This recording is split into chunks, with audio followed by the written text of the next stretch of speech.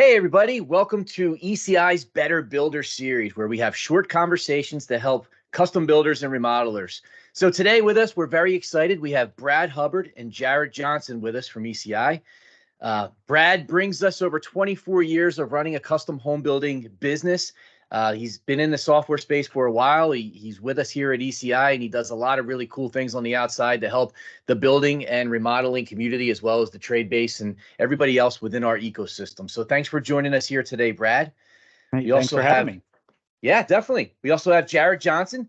Jared comes to us with a background in construction. Jared actually worked in the field at the company that actually created Build Tools. So Jared worked in the field. He was behind the development of Build Tools, and he's our project manager, or product manager, I should say, here at ECI today, helping take Build Tools to the next level. So thanks for joining us here, Jared. No, thanks for having me. So hopefully we can have some good conversation here where we focus in on our customers, right? What do our clients expect when we're building custom homes, or we're moving forward with remodel projects? What can we do to get in front of issues, and what can we do to set the best buyer expectations for our customers? So let's start with you, Brad. Thinking back to the days of delivering on these custom homes, these buyers had different expectations over time, and now being involved and working with so many builders, what are some of the things that you're seeing that are most important to builders to get in front of customer expectations? It's a great question, and I started way back before even internet was really a thing. I'm embarrassed to say. I'm dating myself on that too. Back at that time, it was a lot of phone calls. We did get into emails. I'm not that old, but got the phone calls and emails and trying to track you down. And customers at that point would accept that. We've come into an age now where people get upset if they have to wait even 30 extra seconds at a drive-through, and they're looking for a little bit more of an instant communication, and the ability to contact their builders, ask the questions, be able to do some things themselves. I mean, since we've started, we've seen things like Uber come up where people are scheduling their own rides, those types of things. They want the same thing in the home building business too.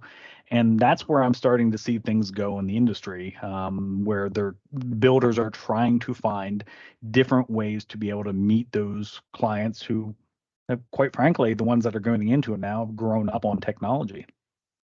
How do we do that, Brad? How do we do that? We bring in these customers that are very in tune with technology, and they use it in their daily lives. Like you said, they use it for Uber to get a ride. They use it when they buy things on Amazon. They use it every single day. How do we, as home builders and remodelers, how do we keep up with that? How do we mimic that? Yeah. Well, certainly, I mean, you have to keep your eyes open for the different things that are available to you, and not have to kind of rely on doing things old school way as you move out there. So obviously software tools are a big part of that as you get into that, but not just any, because you can go out and find something pretty much off the shelf that isn't really, I guess, applicable to how you do business. So a lot of what you want to do is find the things that, number one, are industry specific. Number two, aren't so rigid that you have to change everything about your business practices to fit into something that doesn't quite work. You want something that can kind of tailor around and custom build around your business, if I can use that as a cheesy analogy. But you want to be able to have them, have a tool and custom work around your processes to kind of gelled with that, if that's the appropriate word, to give you the tools that you don't have to change that much, but it can do so much for that experience with the customers. Love it, Brad. I think it takes us right over to your world, Jared. So tell us, you're working at this home builder. They tried a couple of different products, and then they decided to develop their own product that puts you in the seat as a construction manager in the field, to be involved in developing software to handle your business, and now you see what it's doing for hundreds of other builders that are using it. So what are some of the things that you all seen working at Stonewood where you were trying to get in front of customer expectations? What are some of the things that you've seen really a need for in software and something like Build Tools to be able to better communicate with your customers? Yeah, I mean, I think some of the most simple parts is just having all the information in one spot, where they could access it without, I don't know, if Brad was building my house in the old days, I'd have to call him every 10 minutes if I wanted an update, right? with the world is now, and with like build tools, I can upload all those photos, and I could come in as the client and get that instant gratification, if you want to call it that, and kind of that quick look of what's going on with the project without actually probably slowing the project down by contacting Brad all the time, right? Like, and then Brad's Yeah. gonna end up hating me because I'm an annoying client. So I think it helps on that end, and then also my expectation. And I think, as Brad said, like as you're starting to build for the younger generations, they've grown up with like the instant access kind of thing, right? Like, hey, I want to see. I mean, it's like the Google generation. Nobody has questions; they just ask Google. I think they're kind of expecting that same thing for when you're building their home. And then on my side as the project manager, I mean, the simple thing is they're not calling me all the time, so saving me some headaches and time on that end. And then even on things like scheduling and things of that nature, like all that stuff's available for my subs and trades. So the projects just kind of run more smoothly because, the instant connection to the project is available for everybody. So I think that's something we kind of noticed, right? And I can date myself like Brad, right? Like we used to fax our bids and email them back and forth and all that kind of stuff. And just we're able to kind of get all the information we need to get the project going quicker. So, I mean, there's so many advantages to using technology on both ends. I mean, I can service the client better, but I can also make my life as the project manager or owner of the company better and get back time in my day. Love it. Love it. That's some really good, interesting points.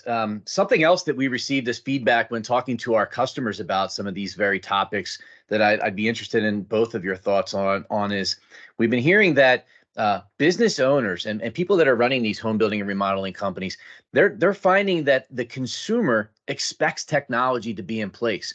And so what they're doing, and what we've heard from some of our customers, is they're actually using the fact that they have technology in place as a sales tool. So if I'm getting ready to go meet with a client or a potential client, I'm being interviewed, and I might be one of 2 or 3 people being interviewed. So why not lead with your technology? Why not say, this is how it's going to work? I mean, we had a customer the other day tell us that they actually like to demo. They actually like to demo the workflow. This is a day in the life of when you build a home with, I won't say the client's name right now. I didn't ask them for permission, but this is a day in the life of when you build a home with me. This is how it's going to look. This is how I'm going to communicate with you. This is the software right here on an iPad. This is how we're going to use it, and this is how we're going to keep up with you. And so we've heard of some builders let us know that gives them a competitive advantage when they're in the bid process of trying to get clients. Have either of you experienced anything like that? Or are you hearing things like this today? I'll let you go first, Brad. I know you have podcast and you're in a network with lots of builders giving you some feedback. Are you hearing anything similar to that today, Brad? Oh, undoubtedly. You figure today's builders, who have technology have that edge, and you're right. Use that as your marketing bit.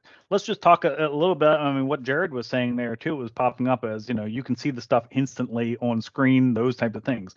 In the past, and those builders even today who don't yet have that technology, think about all of the time that goes into just managing the project at that point, whether you're talking to your trades as a builder or the customer. Times before anything like this, you'd have to schedule time to go out and meet the folks. So that's taking up your time, it's taking up your trade time, or taking up your customer's time, doing the after-hour site visits, those types of things, because that's the only time the customers can get out and they expect you to bend at their will. By having that online, instantly accessible for them to look at it, you've done a number of things. You saved yourself time, you saved your clients time, you saved your trade times, and you've basically created that customer relationship. That's marketing 101 there too. You're giving them more benefit than someone who's not on the technology. So yes, definitely. I think you hit the nail on the head with that. Great point, Brad. Anything from your perspective, Jared, on how we can really use technology to bring in more business and how we would describe that to our future clients?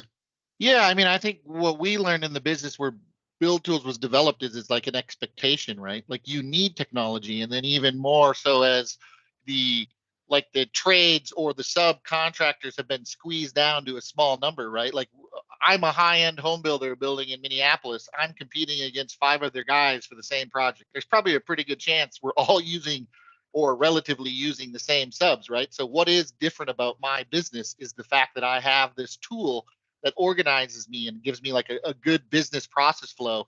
And I'm going to use that, as to my advantage to sell my project or your project to yourself, right? Like I'm trying to sell my process, and my process is the system. So the technology gives me a selling tool. I guess is a good way to put it. And we feel it's like a need, like you need to have it to be able to compete because we're all using the same people swinging hammers. I mean, so that's our competitive advantage.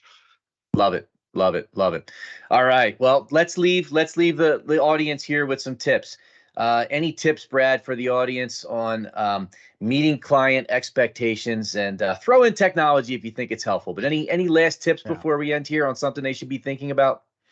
I think overall is just kind of plan out those customer touch points with your customers and find the tools to be able to do that. So don't just always be reacting to your customers. Make sure you're being proactive by having, plan things, even if it's in your scheduling side of things, have planned touch points with your customers, and then figure out the most efficient ways to do that. And yeah, I'll bring technology, and technology is going to be a big hand in doing that for you. Excellent. Excellent. Jared, any last minute client expectation tips for the audience? Yeah, I mean, to piggyback on Brad's part, I'll bring in technology for sure. I mean, it gives you the ability to kind of proactively plan, right? And then they have access to see all that stuff. So there's not things that are jumping up that people were unaware of. And then there's, tools out there that have proactive bits like build tools where you could send a weekly report of what happened. So you're getting ahead of them and telling them what happened before they call you. So that's something we really took advantage of because we really wanted to not get that phone call on Saturday and Sunday, so we could have our own personal time. But we were proactively saying, hey, this is what's happened on the job site, with a couple clicks of the button. So yes, I would say embrace technology is my tip. Love it. Love it. Embrace technology, be proactive, get in front of what the clients need, keep up with their expectations. Gentlemen, really appreciate your time here today.